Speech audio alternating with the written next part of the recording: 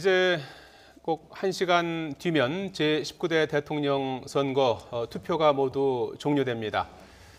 이번 대선 모두 15명의 후보가 출사표를 던졌다가 13명이 끝까지 완주했고 또 주요 정당들도 모두 후보를 내서 선의 경쟁을 펼쳤습니다. 지금 스튜디오에는 주요 5당 후보 측 대변인, 미디어 본부장, 비서실장 등을 모셨습니다. 이번 선거의 의미를 짚어보고 또 전망도 해보도록 하겠습니다.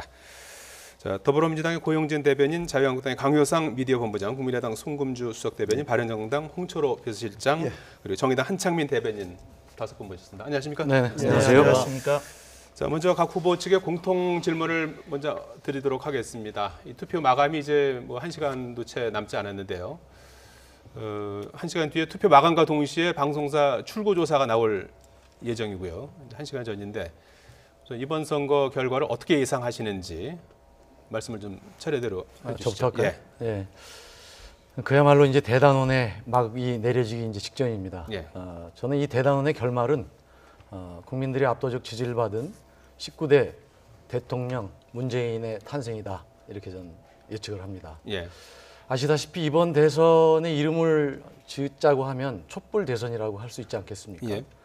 이게 나라냐 하는 탄식을 불러온 그런 국정농단, 정경유착에 대한 우리 심판을 해야 되는 그런 선거고요. 예. 거기에 따른 정권 교체를 반드시 이뤄내라 하는 그런 민심의 흐름을 탄 선거라고 저는 생각을 합니다. 그런 면에서 보면 정권 교체는 국민의 명령이고 예. 그 정권 교체의 적임자는 더불어민주당의 문재인 후보다, 이렇게 자신 있게 말씀을 드리고요. 그런 면에서 국민들께서 현명한 선택을 해주셨을 것이다, 이렇게 생각을 합니다. 예. 내심으로는 저희들이 과반 목표를 예. 희망을 하고 있습니다. 예. 그런데 정권 교체가 기정사실화돼 있고 또 유례없는 다자구도라는 점에서 야권표가 많이 분산이 된다는 점을 감안을 하면 압도적인 지지를 받긴 하겠습니다만 예. 50% 달성이라는 것은 그렇게 쉽지는 않겠다 하는 또 예측도 한번 해봅니다. 예, 알겠습니다. 시간은 이제 편하게 쓰시되 조금 압축해서 말씀해 주시기 바라겠습니다. 다음은 강효상 자유한국당 미디어 본부장님.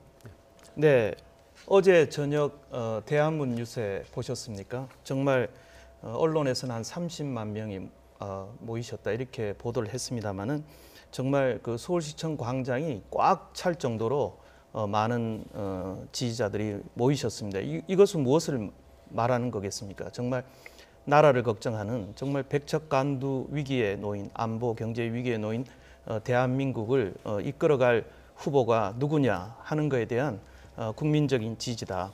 정말 그동안 탄핵 이후에 정말 그 숨죽여 왔던 우리 샤이 보수층 또 국민들이 투표로서 반드시 혁명을 이루실 것이다.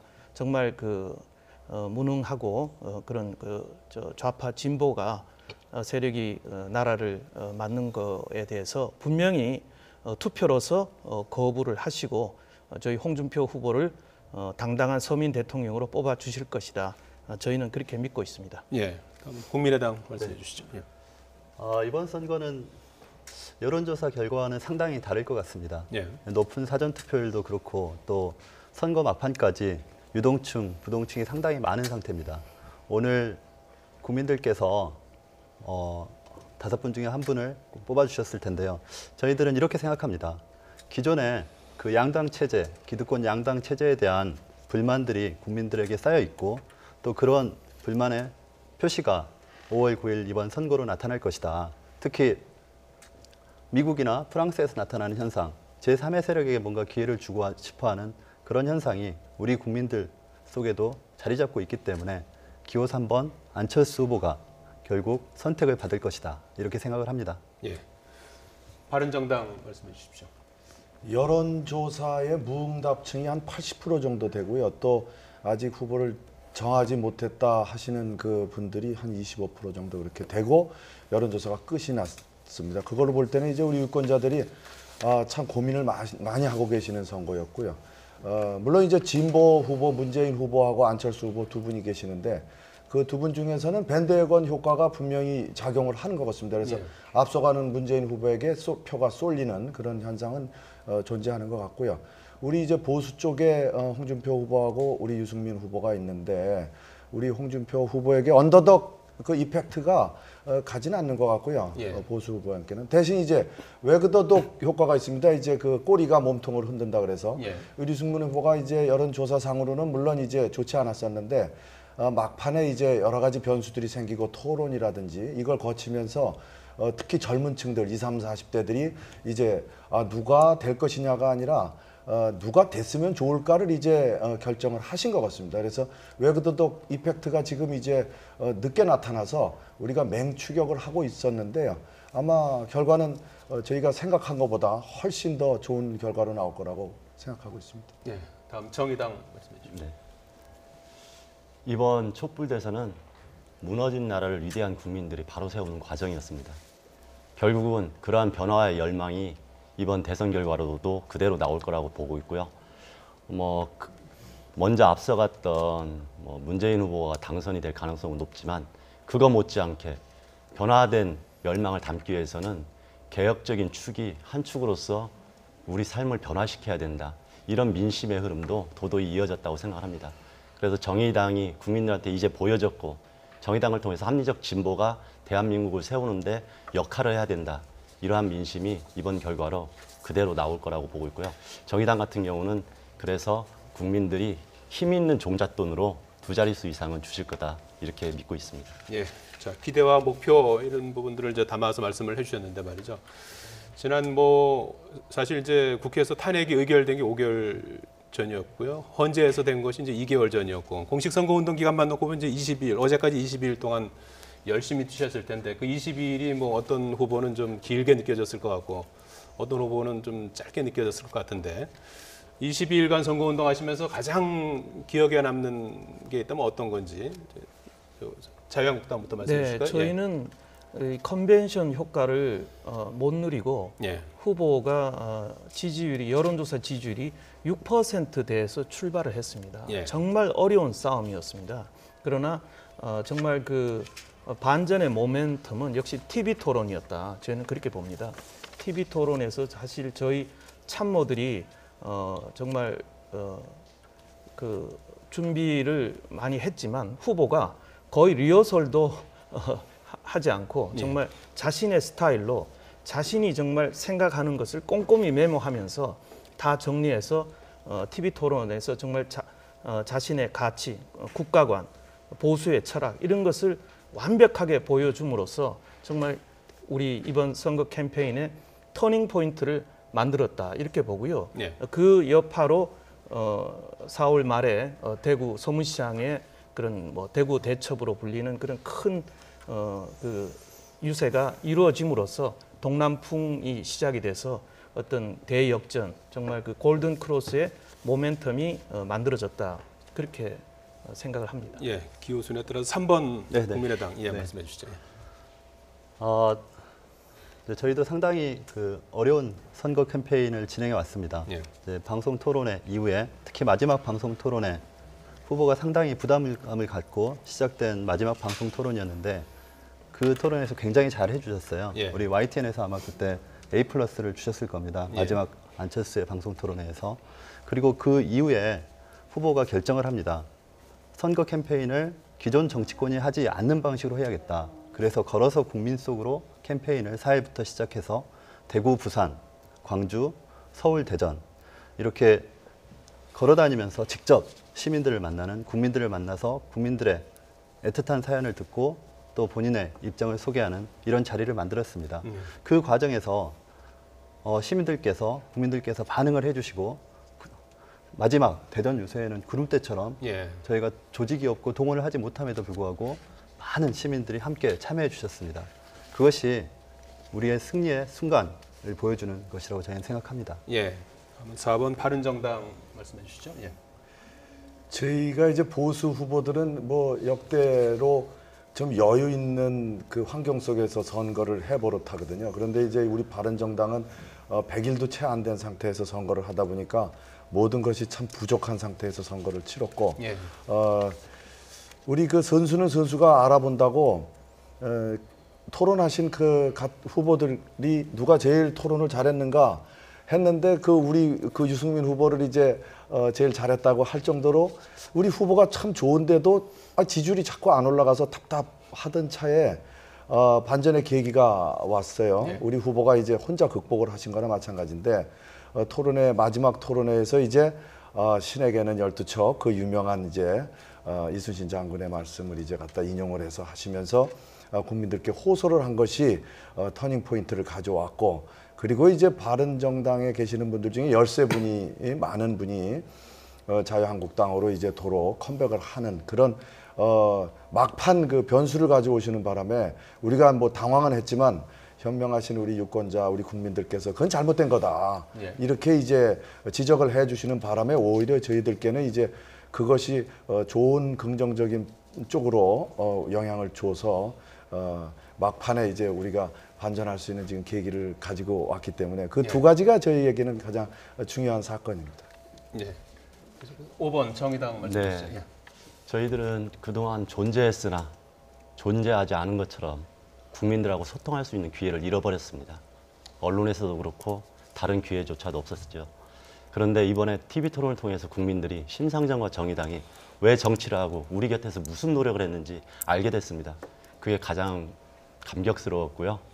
더 감격스러운 것은 정의당이 존재하는 것을 알고 나서 각 지역에 갈 때마다 청년들이 심상정 후보를 부둥켜 안고 눈물을 흘렸습니다. 예.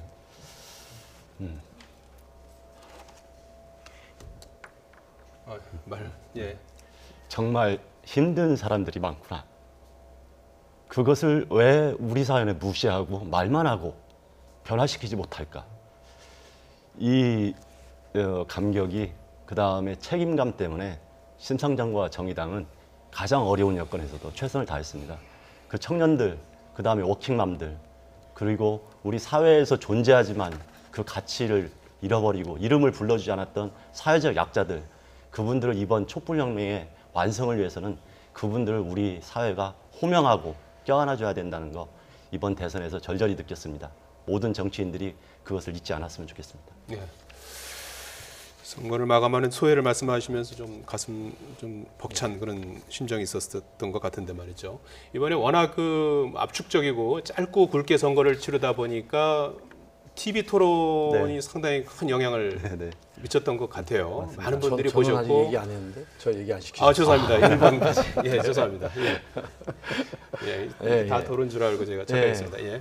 그 뭐 말씀을 들으니까 대부분 우리 저 후보 측에서 TV 토론이 여러 가지 결정적인 모멘텀을 줬다고 생각하는 것 같아요. 예. 뭐 저도 근데 좀 다른 장면이면 좋은데 저희도 생각나는 기억나는 장면이다 그러면 첫 TV 토론이라고 저는 생각을 해요. 첫 TV 토론에서 문재인 후보가 그 소위 종북몰이에 대해서 되치기 한 방을 날린 그런 장면이 있거든요. 선거 때마다 그 보수 측에서는 야당 후보들을 뭐 친북 좌파다, 종북 종북을 한다 이런 식으로 몰아가지 않습니까? 예. 문재인 후보가 언론 인터뷰에서 북한 먼저 갈 수 있다라는 얘기를 물고 늘어져서 후보가 직접 북핵 문제를 해결할 수 있다면 미국과 협의해서 갈 수 있다 이렇게 해명했음에도 불구하고 계속 물고 늘어졌거든요. 근데 이제 그 첫 TV 토론에서 마찬가지로 그 문제 우리 홍준표 후보가 북한 먼저 가는 문제 취소할 수 있냐 거기에 대해서 문재인 후보가 아니 북핵 문제를 해결할 수 있다면 홍 후보는 안 가시겠냐 그러니까 답을 못 하시고 네. 뒤로 뺐는데 그게 이제 10분이면 문재인 후보를 제압할 수 있겠다고 그렇게 호언장담했던 그것들이 바뀌면서 전체적으로 문 후보의 안정감과 여러 가지 능력이 돋보였던 네. 그런 장면이었고요. 그것이 쭉 유지됐다. 네. 그렇게 저는 생각합니다. 예, 자연스럽게 TV 토론 말씀을 해주셨는데 네. 이제 TV 토론이 어떤 영향을 미쳤는지 좀 후보별로 좀 말씀을 좀 해주죠. 이번엔 네, 네. 이제 예, 제가 3번 할까요? 예, 네. 예, 국민의당부터. 뭐 대선 준비 기간 자체가 상당히 짧은 예. 것이었기 때문에 TV 토론을 통해서 우리 후보들의 장단점을 국민들이 보고 싶어 하셨던 것 같습니다.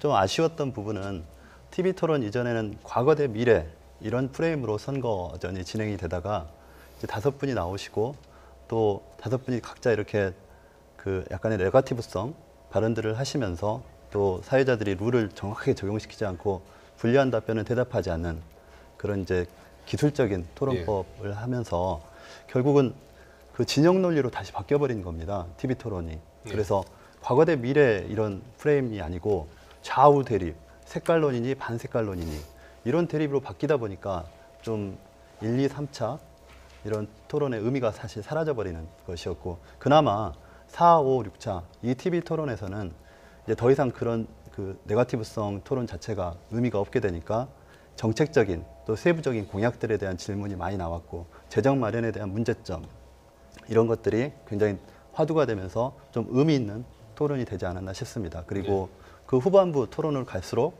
안철수 후보가 자신의 정책적인 부분 또 미래에 대한 비전을 잘 설명해 드렸다고 저희는 생각합니다. 예. 바른정당은 TV 토론 어떻게 평가하십니까?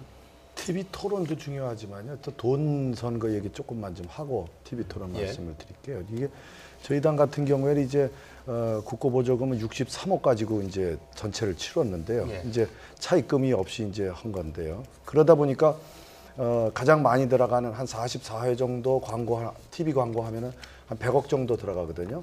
이제 다른 정당들은 이제 그런 걸 다 하는데 저희는 이제 못했단 말입니다. 예. 이런 후보들 입장에서 볼 때는 TV 토론이 이제 기회가 아주 될 수밖에 예. 없는데 저희가 해보니까 아쉬운 것은 뭐냐면 TV 토론이라는 게 무슨 뭐 어떤 네거티브하고 말장난하는 건 절대 아닌데 예.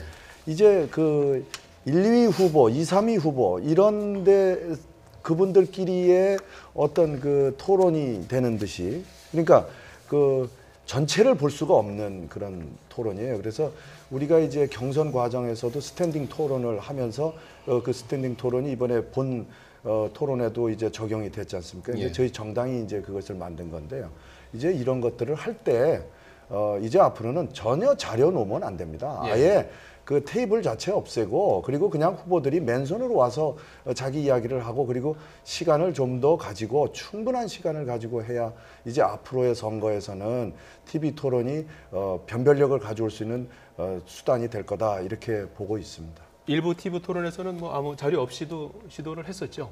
그런데 이제 예. 그래도 그 일부 자료들은 이제 종이 자료들을 갖고 하니까 예, 예. 이제 그런 것들이 앞으로는 이제 전혀 영향을 주지 못하는 예, 토론이 예. 돼야 그것이 진정한 토론이지. 예. 그 쓰여 있는 걸 가지고 알겠습니다. 하는 건 일종의 각본 가지고 하는 거나 비슷하게 보이니까. 예, 예. 정의당은 어떻게 평가하십니까? 네, 조금 전에도 뭐 정의당 이야기를 잠깐 했지만 예.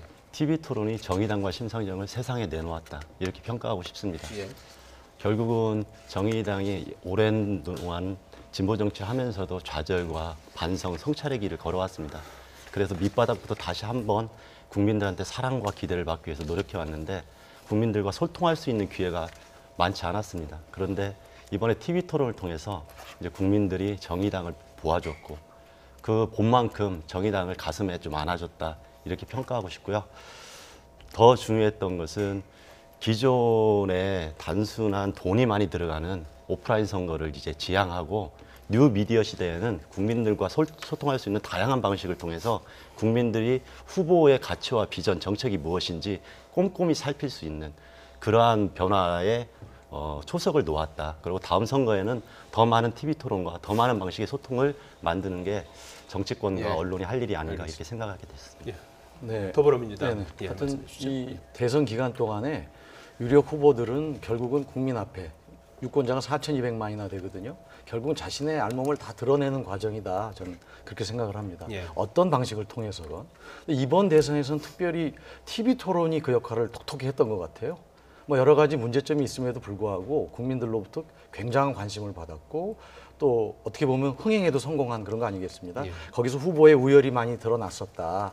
그래서 아마 이번 대선에 제일 큰 역할을 한 게 뭐냐 그럼 저는 뭐 단연코 TV 토론이다 그렇게 말씀드리고 싶고요. 예. 그 과정을 통해서 문재인 후보는 안정된 모습 또 신뢰감 있는 모습으로 기존 지지층한테 나름대로 그 안정감을 주고 지속적인 상승세를 유지하는 데 도움이 됐다. 뭐 어떤 후보들은 TV 토론 이후에 굉장히 그 지지율이 떨어지는 그런 게 있지 않았습니까? 또 어떤 후보들은 또 그 TV 토론 통해서 빛이 나기도 했고요. 예. 그래서 이런 것들이 앞으로도 뭐 대선에서는 큰 위력을 발휘할 것이다. 저는 그렇게 생각합니다. 네. 자유한국당 어떻게 평가하십니까? 네, 오늘 이제 거의 마지막 저 캠페인 대선 토론인데 우리 또 그 고위원께서 또 우리 그 홍 후보와 지난 그 문재인 후보의 TV 토론을 또 말씀을 해주셔서 제가 여기에 대해서 일단 반박을 하지 않을 수가 없습니다. 우선 이 대한민국의 대통령이라는 자리가 얼마나 엄중한 자리입니까? 정말 대한민국 아니더라도 대통령은 정말 일국의 방향을 바꿀 수 있는 그 정말 자리입니다. 예. 영국의 경우에도 챔벌린이냐 처칠이냐에 따라서 나라 방향이 바뀌었고 중국도 등소평이 들어서서 나라가 바뀌었습니다. 예. 그리고 대한민국도 박정희 대통령이 정말 나라를 일으켰고요.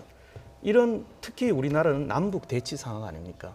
정말 그 대북관 이 대통령이라는 것은 정말 자위적인 전쟁을 선포하느냐 마느냐 하는 정말 결정적인 마지막 단 한 사람입니다. 예. 그 사람의 사상과 그 가치관과 생각, 대북관, 국가관을 물어보고 검증하는 것은 너무나 자연스러운 본질적인 검증입니다. 예. 그것을 종북몰이다라고 얘기하는 것은 늘 무슨 재발절이던 식의 예. 이런 변명에 불과하다. 그리고 지난 그 진보 정권이 이거는 대통령이 되고 누가 되고를 떠났어요. 정말 국민들이 앞으로 TV 토론에 이거는 대해서 계속 얘기를 좀 하셔야 예, 될 텐데 예. 네. 다른 말씀을 너무 오래 하시고 지난 그 진보 정권들이 결국 북한 퍼주기 때문에 정말 북핵 핵과 미사일로 돌아온 거 예, 아닙니까? 그런데 지금 저희 홍 후보가 묻고 싶었던 것은 과거의 햇볕 정책을 또 되풀이할 것이냐라는 예, 예. 것을 물어본 겁니다. 그런 예. 종북놀이라고 말씀하시는 것에 대해서는 상당히 유감이다 이렇게 말씀드리겠습니다. 예, 거기에 대해서 제가- 지금 여기 토론하는 자리가 글쎄요, 아니고요. 글쎄요. 네, 네, 오늘 뭐 네, 그런 네, 자리는 네. 아니고 예, 예. 당의 기억나는 입장이니까요. 한 장면을 저는 네, 얘기한 예. 건데 먼저 상당히 왜곡해서 그 말씀하셨기 부분에 대해서도 때문에 제가 예, 예. 그 부분에 대해서 그럼 말씀 짧게 한 나오셨으니까 번씩 예, 예. 말씀하시고 말씀 나오셔서 넘어가겠습니다. 제가 예. 그때 했던 질문을 그대로 강효상 예, 의원님께 예, 드리고 알겠습니다. 싶어요. 예. 만일에 북핵 문제가 예. 해결될 수 있다면 북한에 후보가 알겠습니다. 갑니까 안 갑니까? 제가 그렇게 말씀드려요. 그거는 사기입니다. 예. 어떻게 김정은이가 북한을 해결하겠다고 약속을 할 수 있으며 지금까지 김정일도 지금 속였고 저- 지금까지 계속 예, 예, 속여와서 알겠습니다. 근데 또 퍼주기 식으로 간다. 그것은 저희는 알겠습니다. 그것은 예, 말장난에 그 정도로 불과하다. 그 정도로 예, 하시죠. 이렇게 예, 전혀 뭐 예. 얘기 본질하고 예. 다른 얘기를 지금 하셔서 아니 토론하는 자리가 아니니까 예, 네, 그 정도로 분명한 자리인데 그 정도로 먼저 하시죠. 이 예, 저 걱정입니다, 진짜. 먼저 예. 왜곡 자, 비판을 지금 하셨기 때문에 전국적으로 투표율이 75.1%로 나타나고 있습니다. 당초에는 80%를 뭐 당연히 넘을 걸로 이렇게 예상이 됐었는데 지금 80%를 넘을 수 있을지 물론 지난 대선 때 75.8%였으니까 지난 대선보다는 높을 걸로 보입니다. 근데 80%를 넘길 수 있을지는 좀 더 봐야 될 것 같습니다. 자, 박상현 앵커가 좀 정리를 해주시죠. 네, 현재 전국 투표율 몇 퍼센트를 가리키고 있을까요? 자, 75.1%까지 올라갔습니다. 시도별로 분석을 해봤습니다. 현재 투표율이 가장 높은 곳은 광주입니다. 80.5%로 전국 투표율 평균보다도 5.4%포인트가량 높습니다. 투표율이 낮은 곳은 충남이네요. 70.5%의 투표율 기록하고 있습니다. 이 지역들 과거 대선에서는 누구를 지지했던 지역인지 살펴보겠습니다. 먼저 투표율이 높은 광주 지역입니다. 야권의 심장이죠. 최근 5차례 대선을 보면 항상 진보 후보를 지지했던 지역입니다. 이번에는 투표율이 낮은 충남 지역으로 넘어가 보겠습니다. 이 지역은 캐스팅 보트 지역이라고도 하죠. 진보와 보수 후보를 두루 선택하는 경향을 보였습니다. 이번에는 시간대별 투표율을 과거 투표율과 비교해 보겠습니다. 자, 다만 지금 보는 그래프는 투표 마감 시간이었던 저녁 6시까지의 투표율을 기준으로 했다는 점을 알려드립니다. 이번 대선은 투표 시간이 2시간 늘어났기 때문에 아직 투표가 진행 중입니다. 이 점 참고하시고 이 그래프 봐주시기 바랍니다. 현재 시간 기준 투표율 16대 대선 때는 70.8%, 17대 때가 63%, 지난 대선 때는 75.8%의 투표율 기록했는데요. 현재 투표율은 아까 말씀드린 것처럼 75.1%입니다. 지난 대선보다는 0.7%포인트 낮은 상황입니다. 자, 이제 투표 시간 1시간도 채 남지 않았습니다. 아직까지도 투표를 하지 않으셨다면 여러분의 소중한 한 표 꼭 행사하시기 바랍니다. 지금까지 가상 스튜디오에서 전해드렸습니다. 각 정당 대표분들 모시고 말씀 나누고 있는데 계속 얘기 이어가도록 하겠습니다.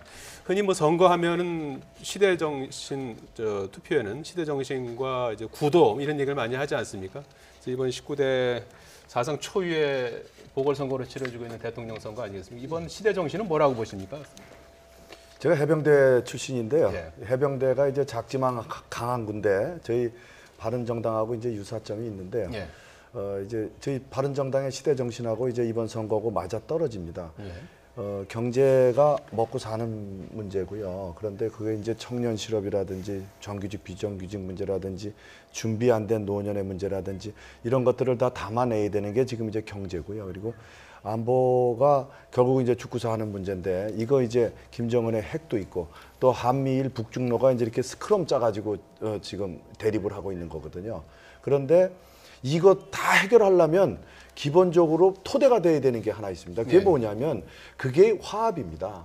이게 그 화합이 되지 않으면 그런 것이 진행이 되지 않는 거거든요. 그래서 이번 그 시대 정신을 담아낼 수 있는 것은 아마 통합, 국민 대통합이라든지 화합이라든지 그런 것을 담아낼 수 있는 후보가 꼭 필요하다. 그런 대선이다. 저는 그렇게 보고 그래서 꼭 뭐 진보, 보수로 딱 갈려 있는 것보다는 그래서 이제 좀 더 합리적이고 중도적인 그런 이제 그런 후보가 이제 저희 후보라고 생각을 합니다. 예, 정의당 한창민 대변인님 어떻게 보십니까? 네, 이번 대선의 시대 정신은 대한민국의 대전환이라고 생각합니다. 예. 그리고 그 속살은 결국은 불공정과 불평등 이런 차별들이 사라지는 그런 대한민국, 평등한 대한민국이 시대 정신이라고 보고 있고요. 이렇게 시대 정신이 어느 정도 구현이 되려고 하면은 무너진 원칙, 그다음에 무너진 상식이 우선 복원돼야 되고 거기에서 더 나아가서 우리 청년들, 여성들 그리고 비정규직 등 모든 사람들이 돈과 그다음에 부모님의 빽이 아닌 실력과 능력으로 존중받고 그리고 이 경쟁 사회에서 뒤처지더라도 다시 한번 도전할 수 있는 그런 평등하고 자유로운 사회를 만드는 게 이번 대선의 시대 정신이라고 이렇게 말할 수 있을 것 같습니다. 예. 더불어민주당의 고영진 대변인님 시대 정신 네. 뭐라고 보십니까? 이번 시대 정신은 저희 문재인 후보의 슬로건에 잘 녹아 있다고 생각을 합니다. 나라다운 나라를 좀 만들어라 라는 바로 국민의 명령, 이것이 시대 정신이다. 그야말로 정의롭고 공정한 사회를 만들어야 모든 것이 가능한 거 아니겠습니까? 아까 말씀하셨는데 반칙, 특권 없는, 차별 없는 그런 세상을 만들어라 하는 국민적 바람을 이번에 성사시켜야 된다. 그러기 위해서 정권 교체가 반드시 필요하고 개혁이 이루어져야 된다. 이렇게 생각합니다. 예. 강효상 미디어본부장님. 네, 이번에 그 대선 TV 토론 과정에서 가장 리트가 많이 된 단어가 바로 저희 홍준표 후보의 세탁기였습니다. 예. 여러 의원님들 말씀하신 대로 정말 저희 나라에 정의가 강물처럼 흐르고 공정한 사회가 이룩되기 위해서는 정말 강력하고 그런 개혁 의지가 강한 그런 후보가 필요하다고 보는데요. 그것을 정말 할 수 있는 자격 있고 자질 있는 후보가 저희 모래시계 검사 출신 홍준표 후보다라는 것을 이번에 저희 그 국민들에게 많이 각인을 시킨 것 같습니다. 예. 사실 저는 개인적으로는 굉장히 행복한 캠페인이었습니다. 정말 박근혜 박근혜 대통령 탄핵 사태로 상당히 그 실망하셨을 예. 저희 지지층 보수층들께서 저희 당을 용서해 주시고 다시 일으켜 세워 주셨습니다. 그래서 예. 저희 홍준표 후보라는 정말 서민 출신의 정말 그 능력 있는 그런 후보를 중심으로 저희 당이 앞으로 똘똘 뭉쳐서 앞으로 저희 당과 또 나아가서 저희 국가 그리고 또 저희 국민들을 앞으로 잘 행복하게 이끌 수 있도록 저희가 최선의 노력을 다하겠습니다. 네, 송금주 수석 대변인. 예. 네. 전통적으로 뭐 지역 대결, 좌우 이념 대결, 진보 보수 대결 이런 것들이 뭐 시대 정신으로 이렇게 다툼이 되어 왔습니다. 그런데 그런 모습들이 결국 지난 30년간 1번, 2번, 1번이 잘못하면 2번에게, 2번이 잘못하면 1번에게 이렇게 서로 싸우면서 항상 국민은 내팽개쳐지는 그런 모습으로 있었습니다. 이번에 2017년 대한민국의 시대 정신은 격차 해소를 포함한 혁신과 미래 그리고 통합이라고 생각합니다. 저희가 과거 대 미래 프레임으로 선거 캠페인을 했습니다.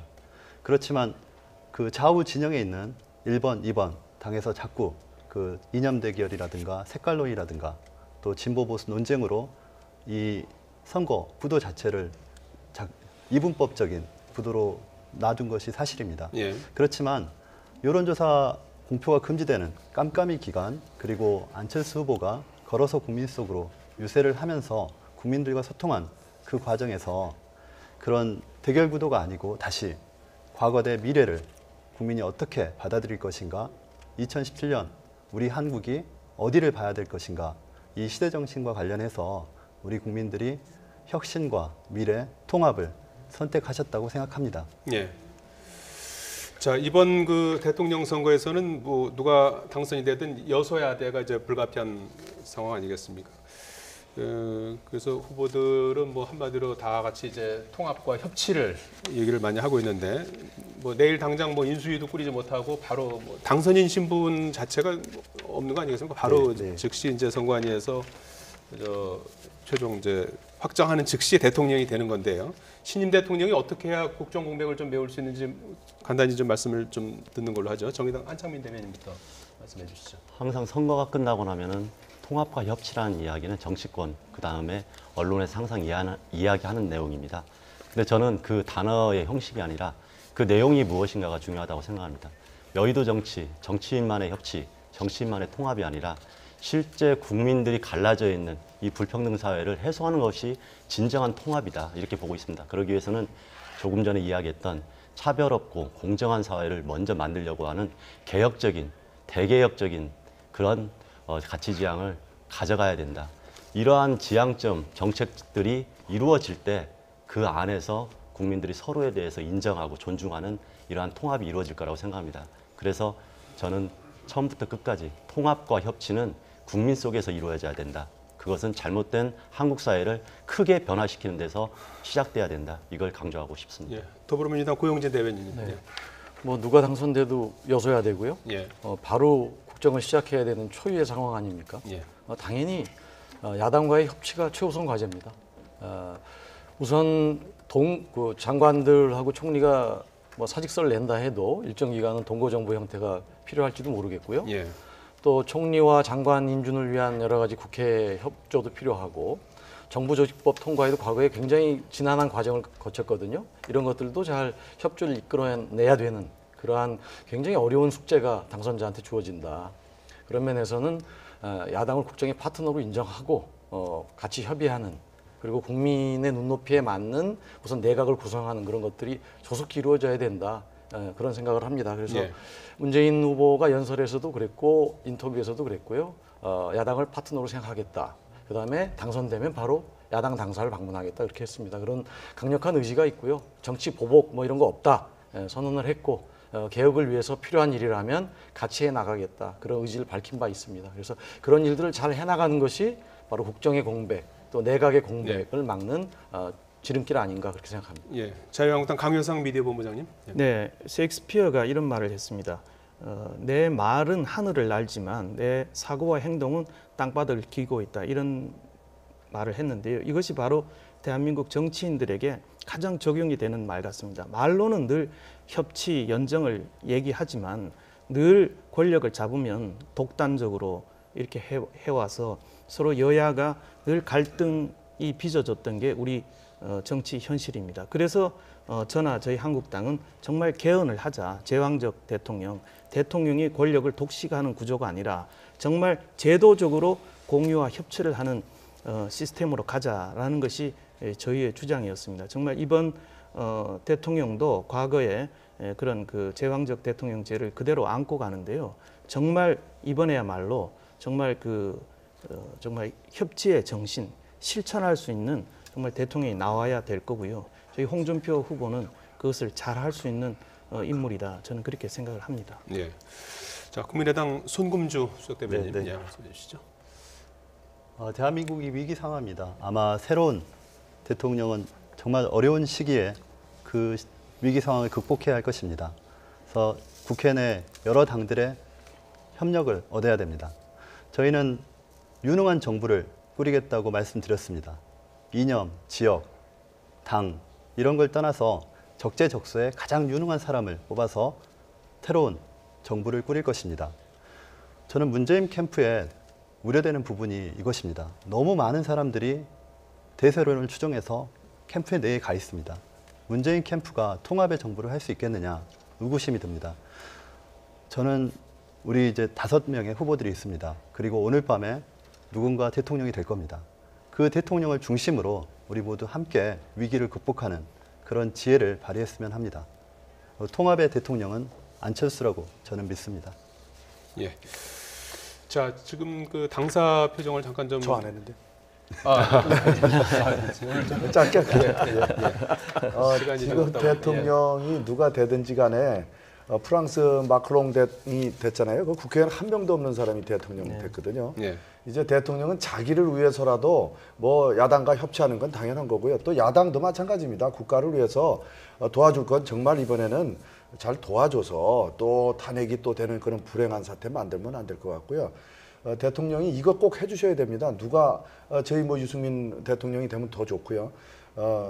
이제 다당제 인정하고요. 그리고 개헌 논의하다가 지금 중단된 거거든요. 이거 잊으시면 안 되거든요. 그래서 중대선거구제도 지금 논의 또 해줘야 되고 분권형이든 내각제든 이것도 지금 대통령제 문제점 다 드러났는데 뭐 대통령 됐다고 해서 아 이거 이제 다 끝났다. 이제 5년간 나 이 얘기는 안 하겠다. 이런 대통령 되시면 아마 또 탄핵될지도 모른다. 저는 그렇게 생각을 하고 있습니다. 예. 예, 5당 후보 관계자들과 쭉 얘기를 나눠봤습니다. 시간이 다 돼서 여기서 좀 인사를 나눠야 될 것 같습니다. 아까 5분 말씀하신 것처럼 뭐 협치를 강조하셨는데 누가 되든 간에 협치를 좀 실천해 주셨으면 좋겠습니다. 예, 지금까지 민주당 고용진 대변인, 자유한국당 강효상 미디어 본부장, 국민의당 송금주 대변인, 바른정당 홍철호 비서실장, 정의당 한창민 대변인이었습니다. 5분 고맙습니다. 고맙습니다. 감사합니다.